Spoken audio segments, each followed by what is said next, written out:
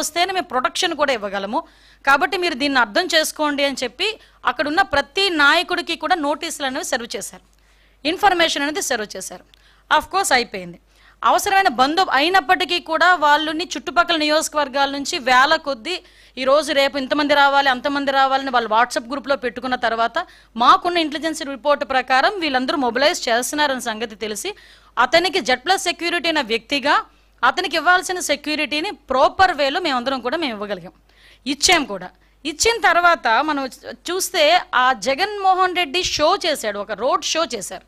అతను వెళ్ళేదేమో ఒక పరామర్శకి వెళ్తున్న వ్యక్తి రోడ్ షో చేస్తున్నాడు. ఇంచుమించుగా అతని ఇంటి దగ్గర నుంచి తాడేపల్లిలో అతని ఇంటి దగ్గర నుంచి 10:30కి స్టార్ట్ అయిన వ్యక్తి సాయంత్రం 4 గంటలకి ఆ రెంటపల్లి వెళ్ళారంటే ఒకసారి ఆలోచన చేయండి, ఎంత స్లోగా మూవ్ అయ్యి ఎంత రోడ్ షో చేసుకుని ఆయన వెళ్ళారో ఒక్కసారి జనాలు కూడా అర్థం చేసుకోవాలి.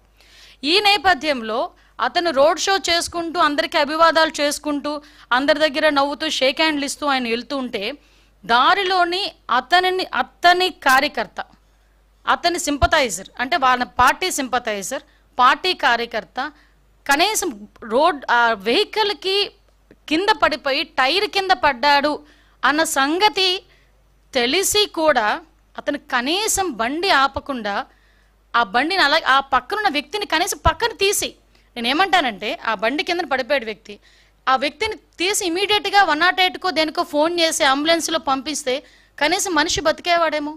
ఎంత అంటే దాన్ని ఏ పదాలు ఉపయోగించుకోవాలో కూడా అర్థం కావట్లేదండి.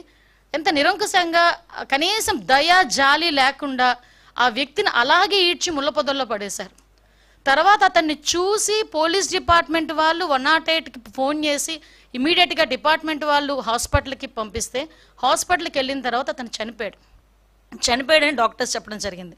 కనీసం అతను ఆ కార్ కింద పడిన తర్వాత అయినా ఇమీడియట్గా హాస్పిటల్కి పంపించుంటే ఆ మనిషి బతికేవాడు కదా.